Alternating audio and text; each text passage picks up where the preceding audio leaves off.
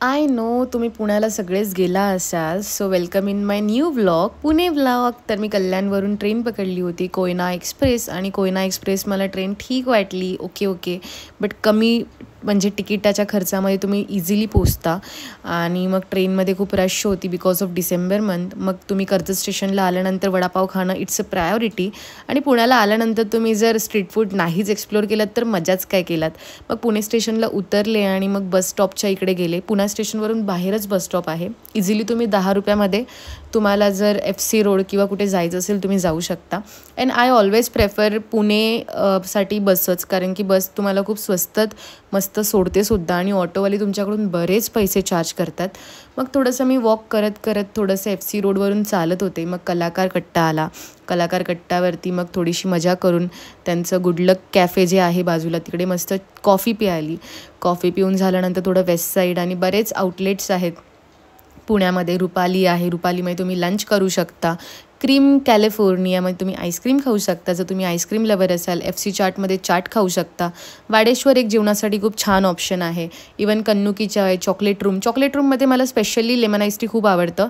मग मी खरंच सांगते पुण्यामध्ये शॉपिंग एवढी स्वस्त आणि मस्त होती. मग मी पण थोडीशी शॉपिंग केली, एक थोडं 2-3 टॉप वगैरे. पण ह्या वेळेस मी जेवायला जाणार होते PK बिर्याणीमध्ये आणि कमाल म्हणजे पैसा वसूल मला वाटलं. मी मस्तपैकी मटन थाळी घेतली होती.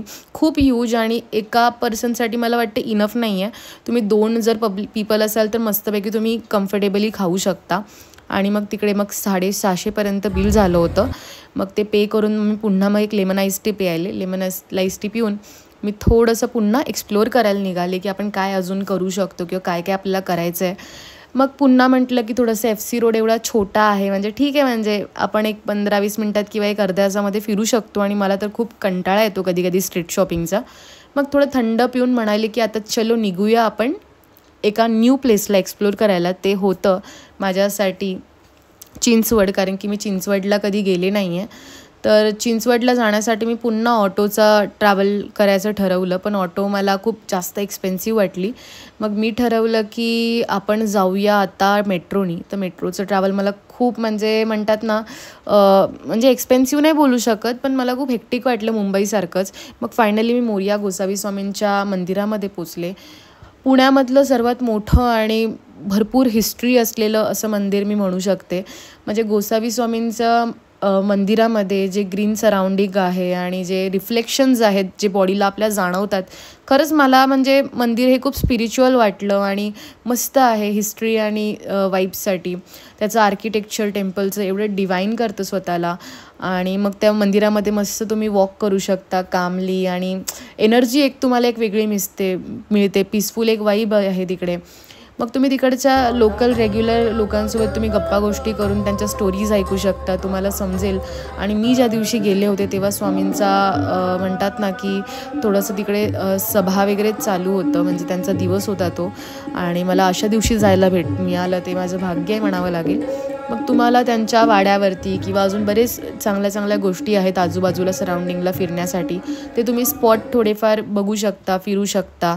मग आम्ही गेलो होतो खाण्यासाठी. इकडचा एक परोठा किंवा तो शॉर्मा, ब्रोटा ह्याला म्हटलं जातं, त्या शॉर्माला आम्ही खाल्लं थोडंसं आणि मस्त अमेझिंग शॉर्मा होता. त्यानंतर मग मेरिडियन आईस्क्रीम म्हणजे कमाल, म्हणजे खूप मला आवडली.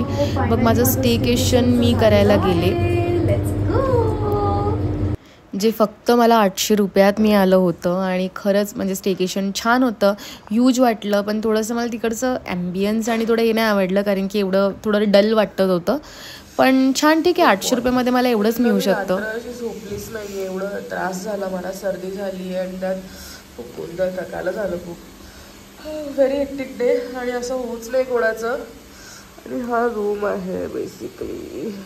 And end of the vlog is here may be because almost माझी जर्नी संपली होती.